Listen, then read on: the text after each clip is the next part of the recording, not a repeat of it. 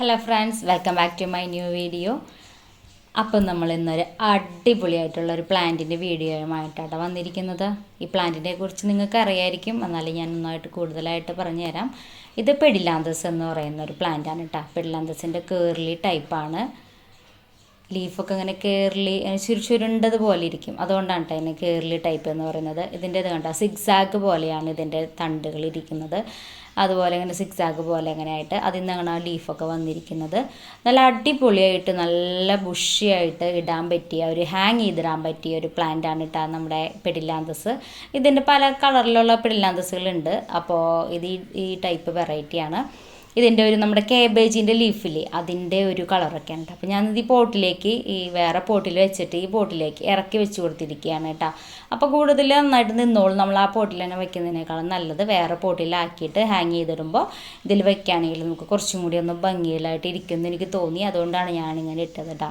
അപ്പോൾ ഇത് കണ്ടാൽ നല്ല തിങ്ങി നിറഞ്ഞ് പോട്ടൊന്നും കാണില്ല. നമുക്ക് ഫ്രണ്ടിൽ നോക്കി കഴിഞ്ഞാൽ നമുക്ക് പോട്ട് കാണില്ല, ചട്ടിങ്ങനെ പ്ലാന്റ് മാത്രമായിട്ട് നിൽക്കണ മാതിരി തോന്നും.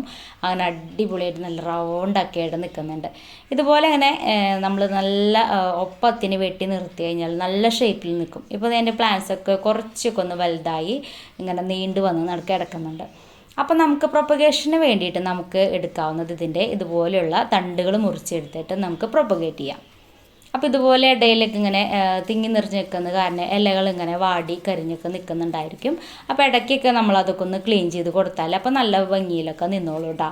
പിന്നെ ഇപ്പോൾ എൻ്റെ ഈ പ്ലാന്റ് അത്യാവശ്യം വെയിൽ സൺലൈറ്റ് കിട്ടുന്ന സ്ഥലത്താണ് ഇരിക്കുന്നത്, ഹാങ് ചെയ്തിടുന്നത്. അപ്പോൾ നമ്മൾ ഒരു 3 മണി തൊട്ടുള്ള വെയിൽ എൻ്റെ പ്ലാന്റിന് കിട്ടുന്നുണ്ട്.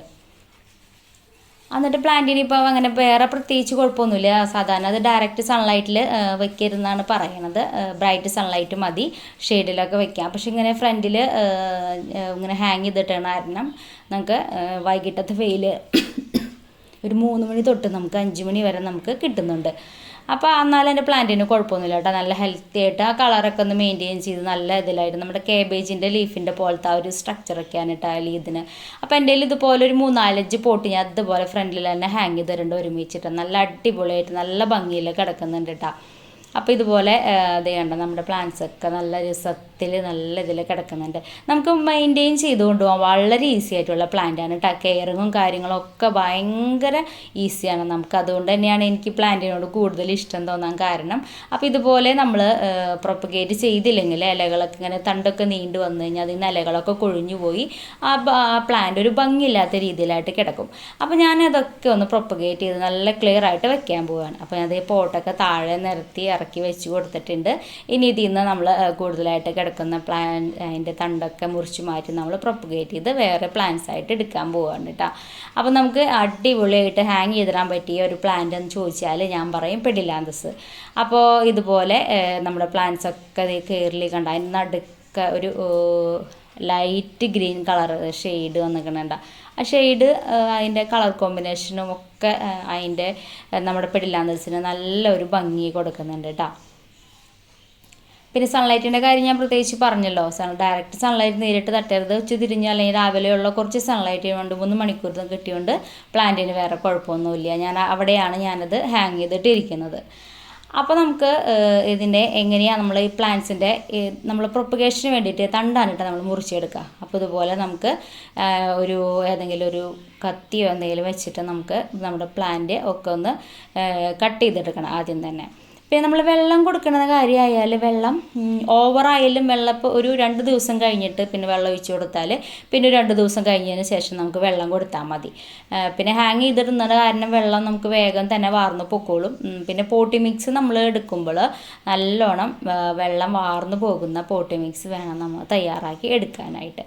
അപ്പോൾ നമ്മുടെ ഹാങ്ങിങ് പ്ലാന്റ്സ് ആയതുകൊണ്ട് അടിപൊളിയായിട്ട് നല്ല ഭംഗിയിൽ നിൽക്കട്ടെ, നല്ല ബുഷിയായിട്ട്. അപ്പോൾ ഇതുപോലെ എല്ലാ നീണ്ടു നിൽക്കുന്ന തണ്ടുകളൊക്കെ ഞാൻ മുറിച്ചെടുത്തിട്ടുണ്ട്. പിന്നെ ഒരു കാര്യം ശ്രദ്ധിക്കേണ്ടത്, ഇതുപോലെ കണ്ട മുറിച്ചെടുക്കുമ്പോൾ ഒരു വെള്ള പശ പോലെ കാണും. ചിലർക്ക് ഇത് കൈമായി കഴിഞ്ഞാൽ ചില അലർജി, ചൊറിച്ചൽ അങ്ങനത്തെ പ്രശ്നങ്ങളൊക്കെ ഉണ്ടാവും. അപ്പോൾ അതൊക്കെ ഒന്ന് ശ്രദ്ധിക്കണം. ഇത് നമുക്കൊരു 2 പ്ലാന്റായിട്ട് കട്ട് ചെയ്തെടുക്കാം കേട്ടോ. 2 പീസാക്കിയിട്ട് നമുക്കിത് ഈ പ്ലാന്റ് ഒരു പീസിന് 2 പീസാക്കി നമുക്ക് കട്ട് ചെയ്തെടുക്കാം.